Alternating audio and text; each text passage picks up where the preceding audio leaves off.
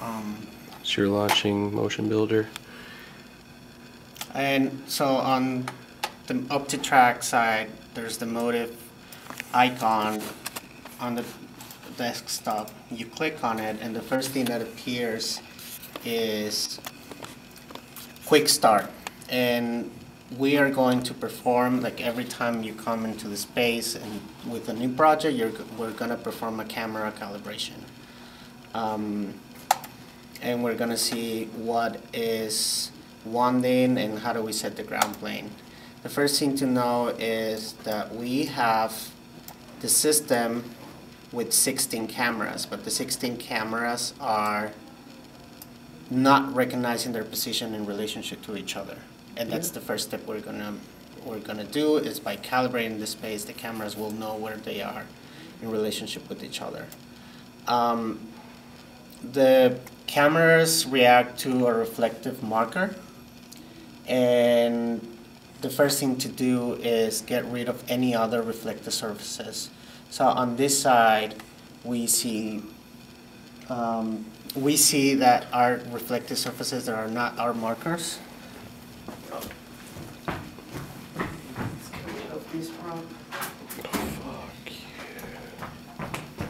And so the first thing is we're gonna mask everything that is not our marker that can create some sort of reflection.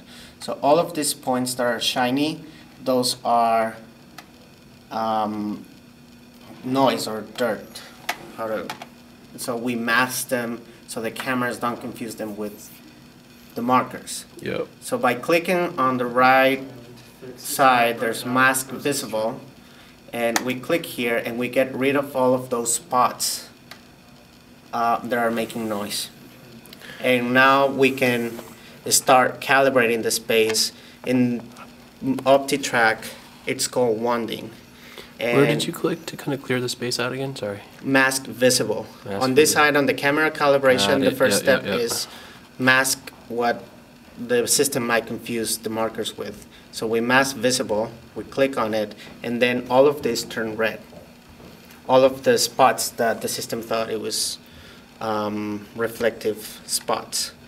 Then we can start wanding, and it's always in the best common practice to hit the button, start wanding before we pull out the wand. And back here, there's the wand, and the system, on that calibration, the system knows what distance are these three markers, and wanding, it's also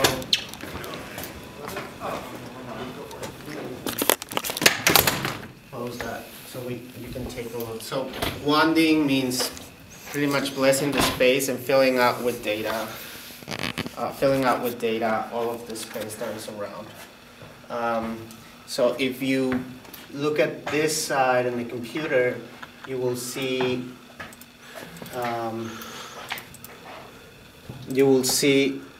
this, and this changes as I am filling the space.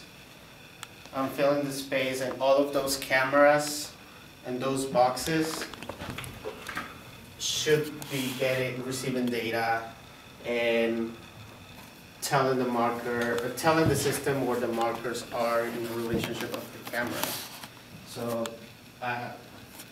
you gotta pretty much wand their entire space and get enough samples so the cameras know what the position are in relationship to each other, right?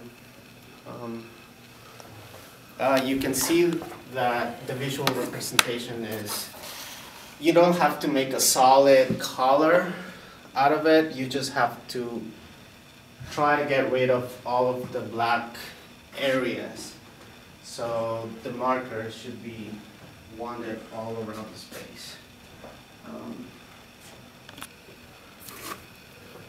Another good practice for it is if we go back and click back to where we were, on this right side, there are the number of samples that each camera is collecting. So besides the visual aid of knowing where the cameras are. Those numbers on each camera should be above 5,000 for an optimal calibration. And so on those numbers, you can tell which camera needs The most work. more samples. Yeah. So can you tell me which one has the least? It looks like you got number 12 needs a little bit of work. So if you click on the right side here Yeah. on number 12,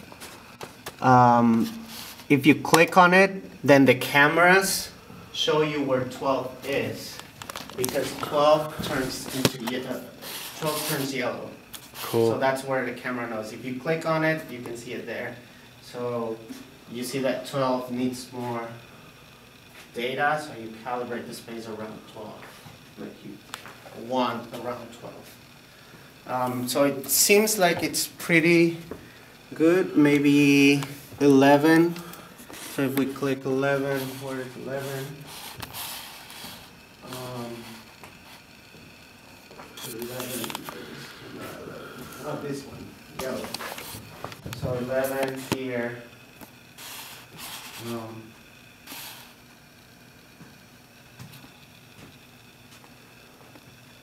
Okay.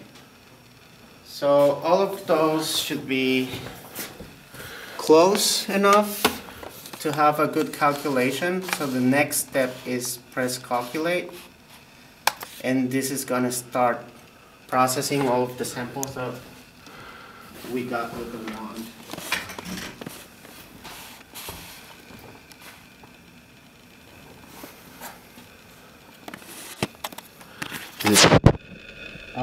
Not yet. So this takes a while. I'm gonna zoom out, and all of that data is what we did with the wand.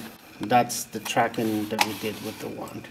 However, you can see that the cameras know where they are in relationship with each other, but It doesn't they don't understand know. the ground plane. It doesn't understand the ground plane yet. So after you hit calculate, makes their calculations, and it says ready to apply.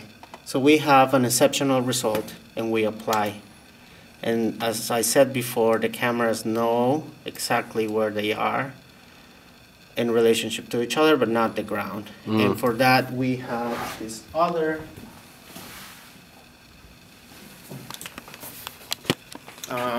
tool. Cool. That this is the Like a T-square. yeah, it's the ground plane, and the practice is that there's a Z right Yep. here, and this should aim. I work in performance, so this should aim to where the performer is looking at, or where At the audience. Yeah, at the audience. So the positive. Same in 3D graphics. So you place this marker. Let's say we're gonna do it over there. We place this marker onto that side, and the next thing we're gonna do over here on the right side, it says. Wait, one slow down. Hold on, let me just get you. Yeah, I got you. It says set ground plane. Yep. Once we hit that, there is a calibration file that saves into the documents and the session of today. So if you save this calibration, now we can start working on this space. As you can see, now it sees the markers, right? So we put the ground plane back. And now we're ready to use the suit or use a prop. So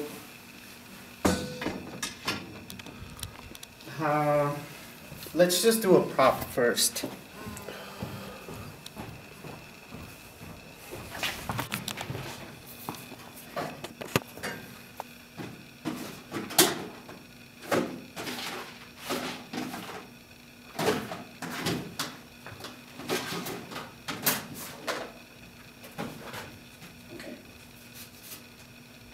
So the OptiTrack system comes with this, and these are the props. It's basically 3 markers.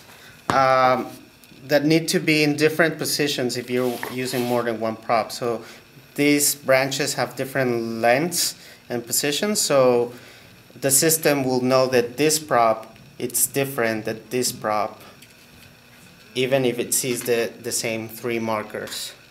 I 3D printed a tree.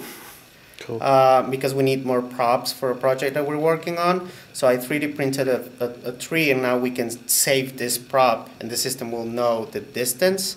And so every time we bring this prop, it would be the same. It would be recognized by OptiTrack if we save this.